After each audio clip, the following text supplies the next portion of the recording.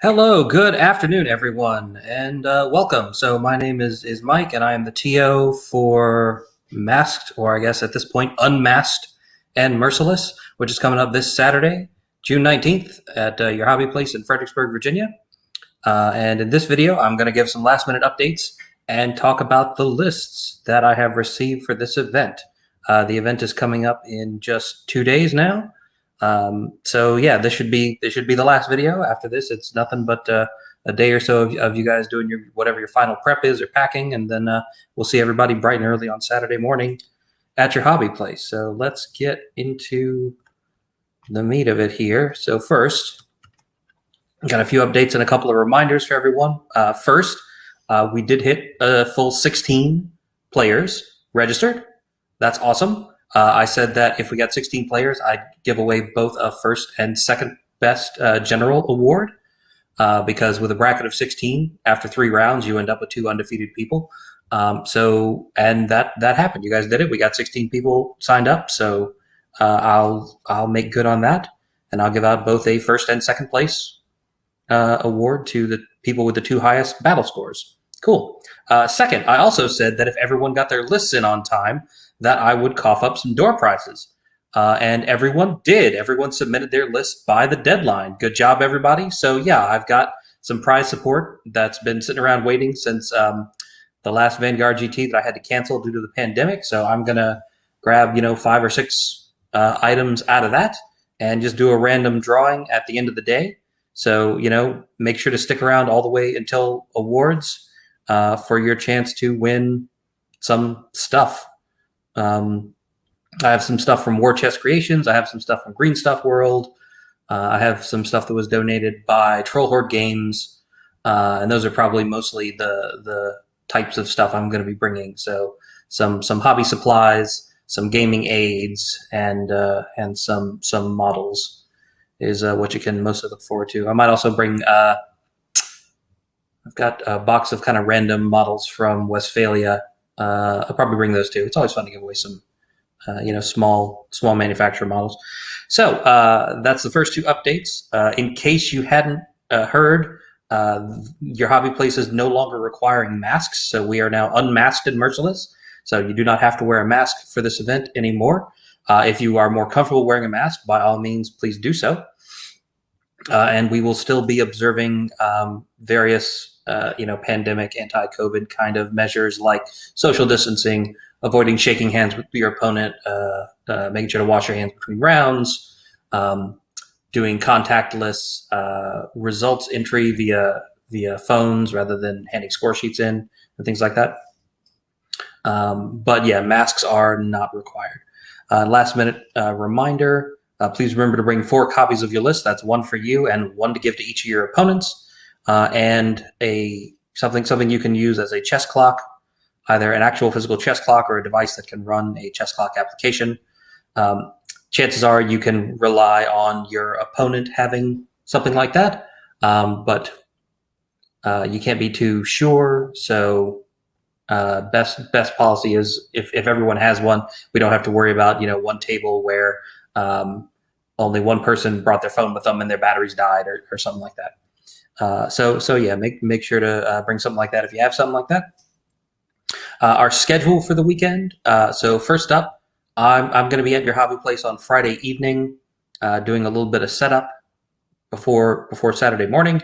So I'm probably going to be taking most of the terrain, hopefully all of the terrain, if the tables aren't in use, and I'll get that stuff mostly set up. A couple of the Pennsylvania guys said that they might come down or are coming down Friday evening, would try to swing by the store to see if anything was going on. So if you're in the area and feel like getting together on Friday night, there's a post about that in the event. I think Ray Wyatt was the one that posted it. So if you're interested in, getting together Friday evening, I don't know that I'm going to be, I don't know that I'm going to have time to play with anyone who comes by if I'm going to be setting stuff up. But if anybody wants to drop by and say hi and maybe get in a prep game with one of those guys, they would probably appreciate that. So the doors are going to open hopefully a little bit before 9 a.m. on Saturday morning. The store doesn't normally open that early, but they open the doors early for us. So I'm going to talk to them and try to coordinate to make sure there's somebody there to open up the store for us. So we have plenty of time. I'm not going to generate first round pairings until after 9 when everyone's there, so I can be sure that everyone's there. Then I'll do that. But the first round pairings are going to look something like this. So there's 2 challenges. So those folks are definitely going to play each other. And then since we have 16 players, that's 4 people out, and that leaves us with 12 people. Well, 6 of those folks are all in the same club here in Fredericksburg. They're all Spotsylvania area gamers.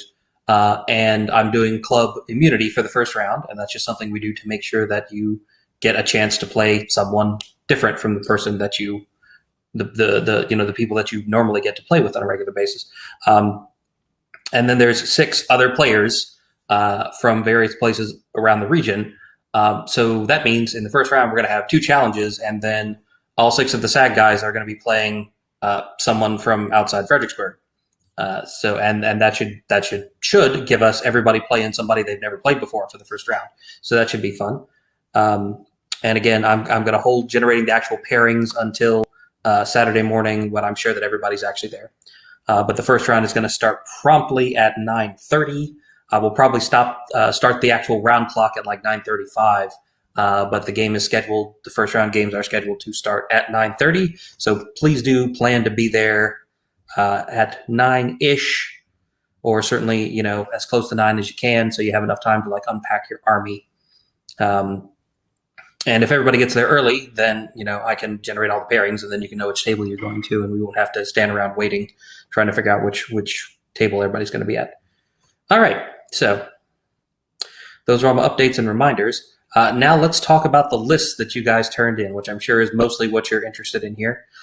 There will be a link to all of the lists in this video description or post. I'm streaming this both to Facebook and to YouTube, so that's where you can look to find it. They're all on Dropbox. You should be able to open all of them. I think there's one that like the encoding turned out a little weird. So Acrobat doesn't seem to want to open it, but web browsers will open it fine. So if you have trouble opening any of the files, try opening them with a web browser instead of Adobe Acrobat. And if you have trouble accessing them, just let me know. It's possible that I forgot to flip the appropriate switch on Dropbox. So out of 16 players, we've got 12 different armies represented. The top 3 most prevalent armies represent about 40% of the field. Only 4 armies have allies, but get this, 3 of those, their allies are ogres, so ogre allies are really popular for some reason. I can understand siege breakers being popular, and I can understand boomers being popular, and I think that's mostly what they took, so makes sense. Now, in terms of what armies we're seeing, the most represented army is Abyssals, actually. We got 3 Abyssal lists, which I think is kind of surprising. But I also think Abyssals were kind of a sleeper army in 3rd edition. Like they were a little different than they were towards the end of 2nd, or certainly the way I played them and the way some other people play them. But they do have some really solid units, so I guess it's not terribly surprising that after having had a little while to read and think about 3rd edition that Abyssals are definitely kind of popular. I think there's some fun builds there.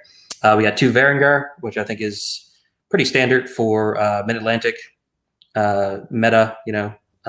We like our elite punchy lists. And then, of course, 2 Undead, because Undead are just super popular and super strong and steady and an all-around a quality army. It's hard to make a bad Undead list, they say. And then the other list that we're looking at, we've got an Abyssal Dwarf, we've got a Forces of Nature, a Goblins, a Kingdoms of Men, a Night Stalker, a Northern Alliance, an Ogres, an Orcs, and a Twilightkin list, which I think is a pretty interesting mix, that there's no good dwarves, there's no elves, no Herd, but Herd is not super popular. No like Order of the Green Lady, or Ratkin. But I guess Ray Shields was our big Ratkin player, and he moved back to Canada. But anyway, so those are the armies that we've got. I think that's a pretty good spread. You're always going to have some armies that are more popular, and therefore you see them more often. But I do like that out of 16 players, we got a full 12 different armies represented. And, the top 3 are still not half the field. So that's pretty good. So now let's talk about what these lists actually look like composition-wise. So I like to do a little data analysis on this stuff. So first, in terms of drops, the highest drop list is 17, and the lowest is 10. There's a 10 drop list at 2,300 points. That brings the average in at around 13 and a half. And averages tend to hide a lot of information. So for things like this where the numbers are kind of big, I like to provide a standard deviation. And for drops, that's going to be 1.67. And for those of us who have been out of high school for a very long time and don't remember how to do statistics, what that means is 68% of the lists are between 11.8 and 15.2. So if your drops are 12 to 15, you're part of like the average largest middle chunk of the list of the lists. Now, in terms of unit strength, the highest unit strength list is 30. There's a 30 unit strength list, and the lowest is 19. That's a pretty big spread, but the average comes out pretty low. The average comes in at around 23, and the standard deviation there is 2.54. So again, 68% of the lists fall between 20.7 and 25.7. So if your unit strength is like 21 to 25, again, like that's you're kind of in the middle chunk there with everyone else. So that's what a normal list looks like for this current Mid-Atlantic meta. You're talking about a 12 to 15 drop list with like 21 to 25 unit strength.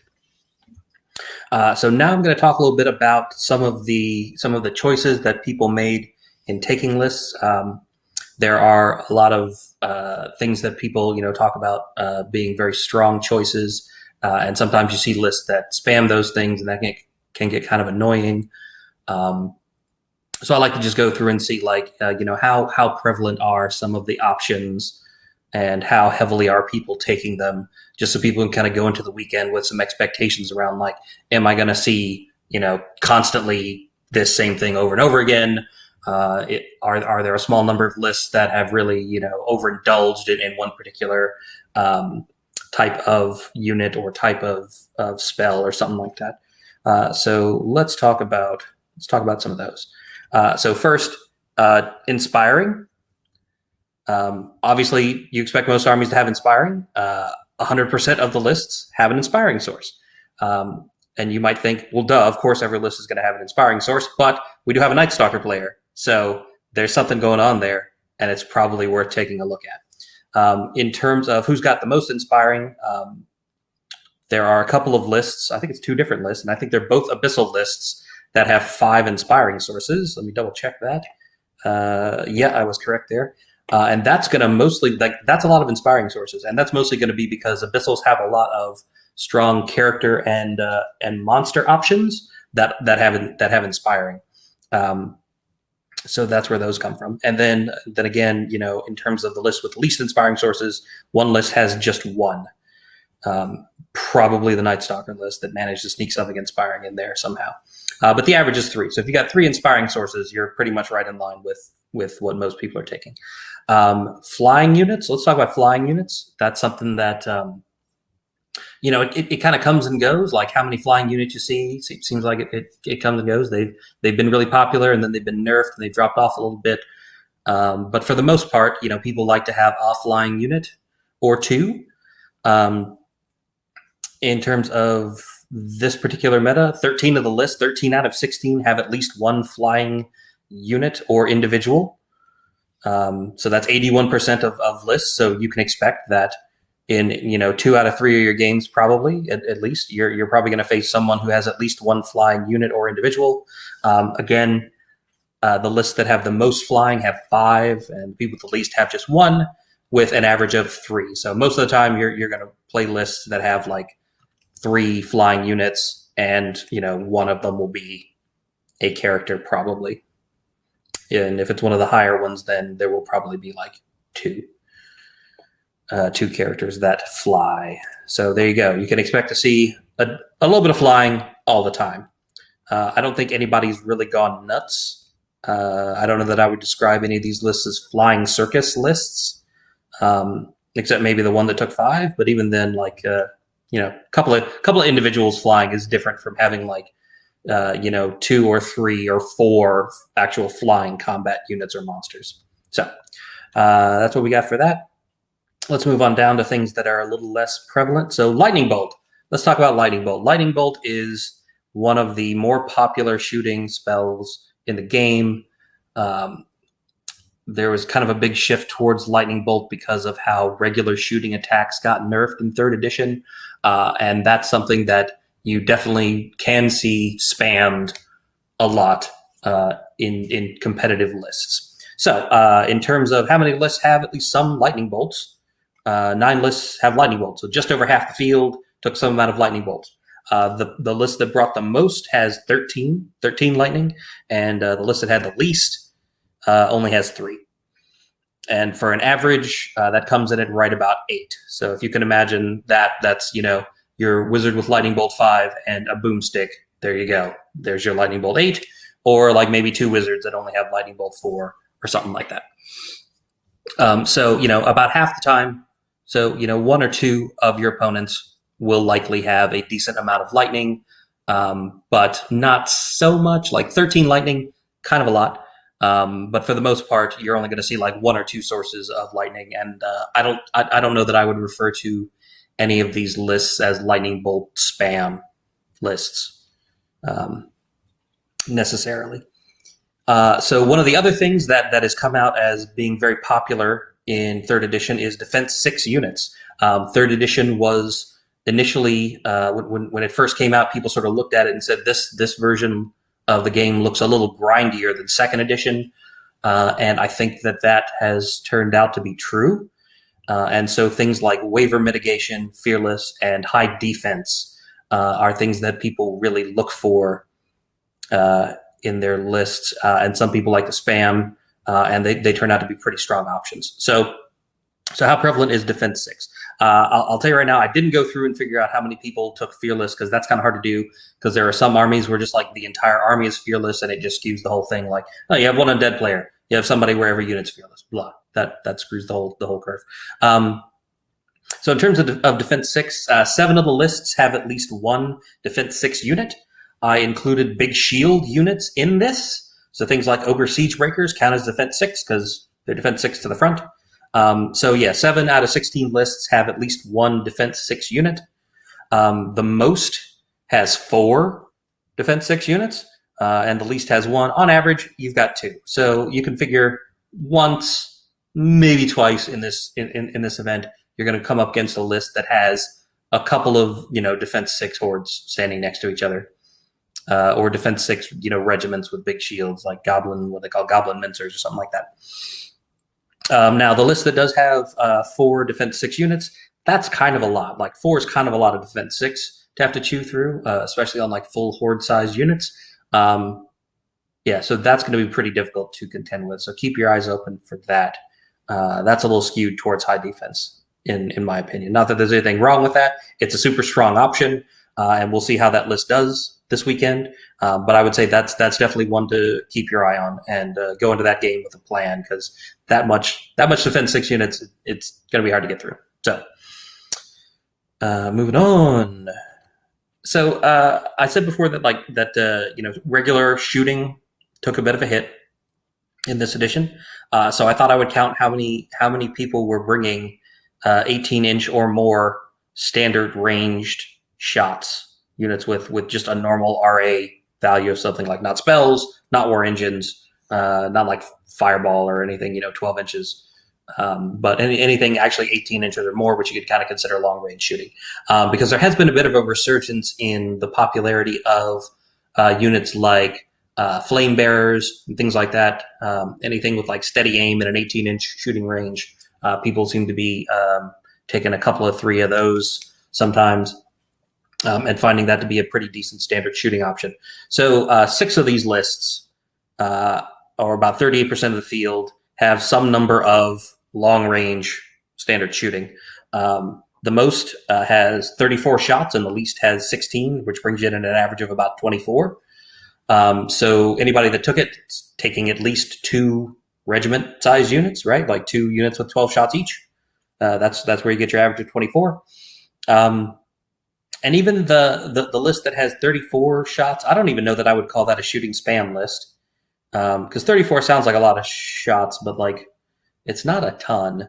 And I'm pretty sure they only hit on 5s, and I'm not sure if any of them are even piercing or have steady aim. So you'll run into a list or 2 during the tournament with what I would characterize as like support shooting units, like a couple of regiments of okay shooting units, but not so much that they're just going to blow you off the table. It's nothing like the old days, good or bad, depending on whether you played elves or not, where people would show up with like 2 shooting hordes, and you knew like, okay, well, I'm just not going to make it across the table. They're just going to delete 1 unit a turn, and that's how this game's going to go.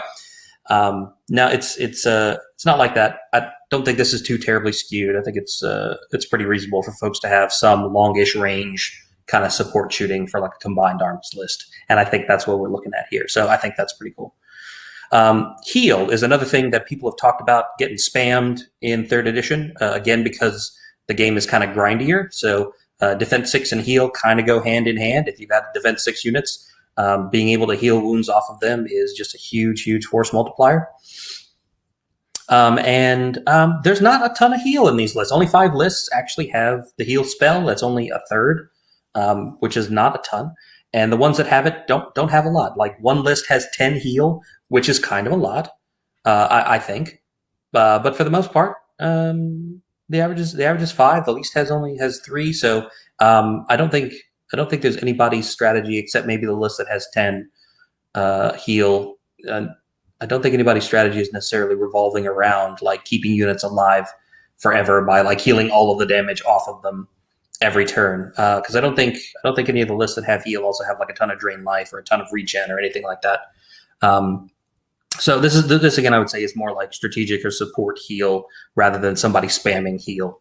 So I think that'll be fine. I don't think there's anything to worry about there. So far, like the lists seem pretty reasonable and pretty well balanced. There's a few that I think skew one way or another, but I don't think any of these are like super outlandish lists. So that's a good side.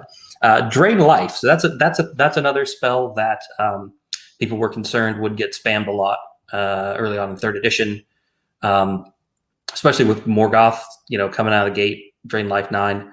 He got toned down a bit, and I'm not sure how many other people really latch on to Drain Life. So we only have 2 lists that have Drain Life in it, but both of them went pretty heavy. Both of them did go pretty heavy. The one with the most has Drain Life 18, which is kind of a lot of Drain Life. And the least has 11. Once again, there's only 2 of them, so one of them has 18, the other has 11. There you go. The average is kind of meaningless there because those are just the 2 numbers. So yeah, 12% of the field has Drain Life. That's not a ton. So chances are like you might play one army that has Drain Life, and if you do, they're going to have a lot of Drain Life. It's going to feel a little bit spammy, Drain Life wise, but it's not super prominent.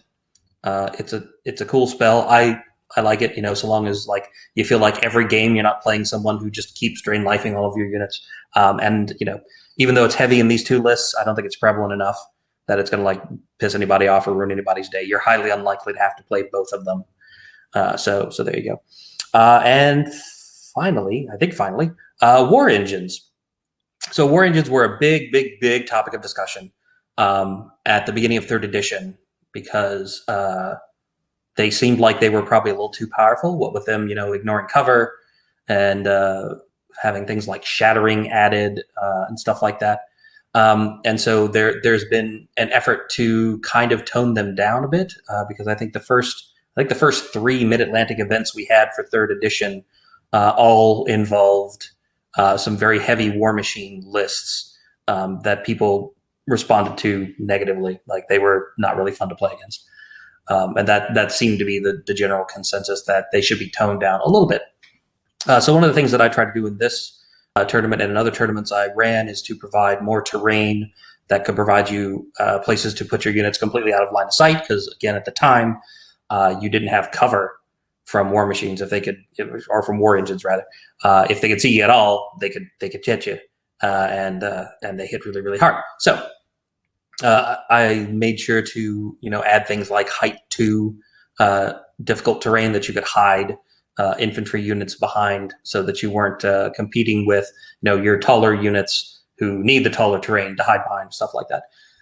So that was one thing that happened. And then the rules have since been changed so that you can actually get cover if you're in cover from most War Engines. I think maybe I'll have to go back and double check. I never play with cannons, so I forget how they work. But they've been toned down a little bit. And so, as you can see, they are not super popular for this tournament. There's only 2 lists that have war engines, and one of them brought 3, and the other one brought 2. And I think in both of those cases, neither of them brought the worst war engine that was even available to their list. So, war engine spam, not a thing at this tournament. Happy to say. And I think that's about it. So that should give you some idea of what the meta is going to look like here. There are some things that I normally count that are just really not prevalent this time. And that's going to be things like phalanx. There's not a ton of phalanx lists, and most of them, if they have it, only have 1 unit. Thick chaff isn't super popular, it seems, right now. That's usually like a large infantry, regiment, preferably fearless, that costs less than like 150 points. Things like Night Stalker butchers got really popular as allies last year during the pandemic with people playing on Universal Battle, and also units like troops of Revenant Cavalry for undead, things like that. Just like high defense, pretty high nerve, expendable units, and we don't really have a ton of those unless you count like Wraith troops, and even then there's not a lot. So that doesn't quite seem to be a thing that you see here in the Mid-Atlantic meta. And again, phalanx, there's a few units that have or a few armies that have like a phalanx unit. And I think the Forces of Nature list has the aura that can give some units phalanx, but he's only got a couple that actually have the keyword that do that. So that doesn't even really it's not going to feel like phalanx spam, or anybody doing like a many small units list with thick chaff isn't a thing that I've seen in these lists. Again, pretty balanced. A few lists have gone a little heavy one way or another as part of their strategy, but they're not super prevalent, and I don't think any of these lists are really super duper skewed one way or another. I think this is going to be a fun set of lists to play with. You can check them out and see what you think. Feel free to talk about them between now and then. Feel free to think about what you would do if you met up with certain specific lists. Think about which ones might present a really bad matchup for your list, and what you might do if you have to face them. Just something for you guys to think about between now and then. Just build a little anticipation, a little excitement. So again, the first round scenario is going to be Smoke and Mirrors. That is a bluff token scenario. There will be a set of bluff tokens on every table, so if you don't have one, don't worry about it. You can just use those. And those tokens can just stay on every table until round 2, when you can also use them for plunder if you want. And then, after that, I don't think we need them because I think we're playing table control scenario for the last one. Let me double check. That's right, we're playing control, so we won't need them. So at the end of the second round,